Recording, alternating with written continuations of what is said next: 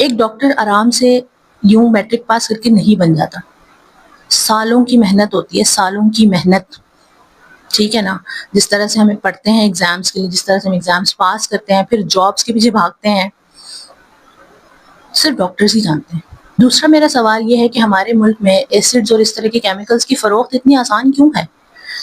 یہ ایسی کوئی چیز نہیں ہے جو لوگوں کے ڈیلی روٹینز میں یوز ہوتی ہے. کوئی بیوقوف ہی ہوگا جو اس سے اپنے باتھ روم واش کرتا ہوگا, بیکاز اس کے فیومز اتنے تیز ہوتے ہیں کہ وہ کسی کو بھی اس کے لنگس کو ڈیمیج کر سکتے ہیں. I think there should be strict rules on the sale of acids. کوئی بھی منہ اٹھا کے جا کے خرید نہ سکے ایسا پروڈکٹ ہے یہ کہ جس کو کوئی بھی جو ہر کسی کی پہنچ میں نہیں ہونا چاہیے. میری گورنمنٹ آف پاکستان سے یہ ریکویسٹ ہے کہ پلیز اس طرح کے کیسز پہ سیریس ایکشنز لیں, ان کو عبرت کا نشان بنائیں تاکہ اگلی دفعہ ایسے کیسز نہ ہوں. ہمارے ملک میں اس طرح کے کیسز کیوں بڑھتے جا رہے ہیں؟ کیونکہ کرمنلز کو بھی اب پتہ چل چکا ہے کہ انہیں کوئی کچھ نہیں کہے گا.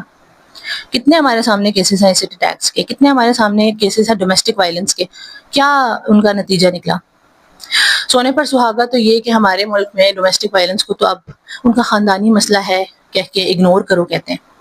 جس ملک میں ظالم کو پروٹیکشن دینے پہ زیادہ فوکس کیا جائے اور مظلوم کو جو ہے وہ سائڈ لائن کیا جائے, اس ملک کا پھر اللہ ہی حافظ ہے. Please respect your doctors. Doctor بننا, آپ کے منہ سے ڈاکٹر کا ورڈ نکلنا آسان ہے کہ ڈاکٹر ہے, یہ ڈاکٹر ہے. ڈاکٹر وہ کس طرح سے بنا ہوتا ہے, خون پسینہ اس کا بہا ہوتا ہے اس پروسیس میں, وہ صرف وہی جانتا ہے. اور اتنی محنت کرنے کے بعد بھی جب اس کو ایک سیفٹی نہ ملے اپنے ورک پلیس پہ, تو پھر آپ ان سے کیا ایکسپیکٹ کرتے ہیں کہ وہ ادھر ہی بیٹھ کے رولیں؟ وہ جس کو موقع ملے گا وہ یہاں سے جائے گا. میری دعائیں ڈاکٹر مانور کے ساتھ ہیں. اللہ ان کو شفا دے, اللہ ان کو اس ٹراما سے نکلنے کی توفیق دے, جلد از جلد انہیں اس ٹراما سے باہر نکالے. دس از اے لائف آلٹرنگ ٹراما. یہ ایک ایسی چیز ہے کہ جو انسان کی نا بالکل زندگی 360 بدل دیتی ہے. میری دعا ہے ہر اس ڈاکٹر کے لیے جو اپنی نعتوں کی نیندیں حرام کر کے جو ہے وہ اسٹیج تک پہنچا ہے اور اپنی ڈیوٹی سر انجام دے رہے ہیں, ایمانداری کے ساتھ دے رہے ہیں.